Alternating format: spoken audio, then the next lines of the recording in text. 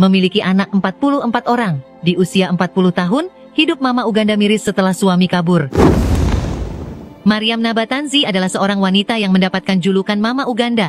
Julukan tersebut diberikan karena Maryam adalah wanita paling subur di dunia. Bagaimana tidak, di usianya yang menginjak 40 tahun, Maryam sudah melahirkan 44 anak dari seorang pria yang sama. Maryam dan anak-anaknya tinggal di sebuah desa yang berjarak sekitar 50 km di sebelah utara Kampala. Mereka tinggal di sebuah rumah dengan 4 kamar yang hampir tidak berperabot. Dan ini adalah kisah Maryam Nabatanzi.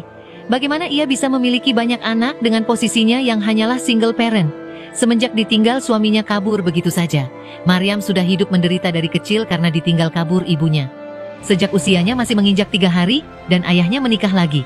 Maryam bercerita bahwa ibu tirinya menghabisi semua saudara kandungnya sampai tewas, dengan cara mencampurkan serbuk kaca di makanan mereka.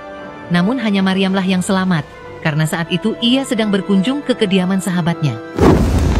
Setelah Maryam menginjak usia 12 tahun, ayahnya kemudian menjualnya kepada seorang pria yang jauh lebih tua darinya, yaitu ayah dari ke-44 anaknya saat ini. Maryam mulai melahirkan anak pertamanya di usianya yang masih 12 tahun. Pertama melahirkan, Maryam langsung memiliki bayi kembar 3, 1 perempuan dan 2 laki-laki. Total Maryam menjalani persalinan sebanyak 15 kali, 4 kali melahirkan bayi kembar 2, masing-masing 5 kali untuk kembar 3 dan kembar 4. Dan untuk kehamilan terakhirnya, Maryam hanya melahirkan seorang anak dari total persalinan tersebut. Maryam pernah merasakan kehilangan 6 orang anaknya.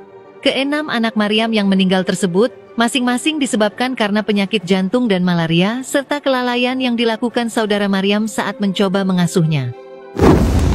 Semenjak menikah, Maryam tidak pernah merasakan cinta di dalam rumah tangganya. Suaminya merupakan pria yang sangat keras dan tidak bertanggung jawab. Dia memiliki 5 istri dan Maryam adalah istri yang terakhir. Maryam bahkan sering melarikan diri, namun ayahnya selalu membawanya kembali ke suaminya. Karena jika Maryam pergi, ayahnya tidak akan sanggup untuk mengembalikan mahar yang dulu diberikan. Bahkan suaminya juga sering membawa perempuan dan istri barunya untuk tinggal bersama Maryam dan anak-anaknya di rumah mereka. Maryam juga disuruh untuk memasak, bahkan mencuci baju-baju dari istri suaminya. Di usia Maryam yang menginjak 37 tahun, suami Maryam menjual rumahnya dan membawa pergi semua uangnya, dan meninggalkan Maryam dan semua anak-anaknya begitu saja. Bahkan saat itu Maryam sedang mengandung anak terakhirnya. Mereka kemudian pergi mengunjungi orang tua dari suaminya tersebut demi mencari tempat berlindung.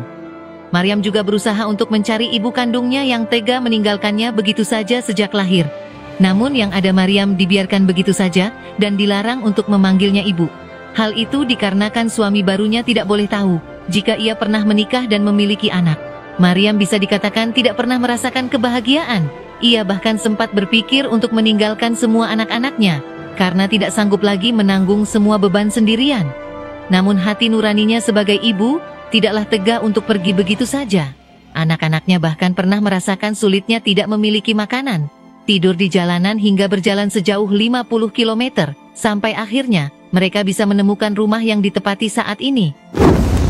Di rumah yang lebih mirip asrama ini, tinggallah puluhan anak Maryam. Dalam satu kamar terdapat beberapa kasur bertingkat. Mereka tidur secara berkelompok. Satu kamar diisi sekitar 15 anak yang harus berdesak-desakan. Pemirsa, apa pendapat kalian? Tulis di kolom komentar.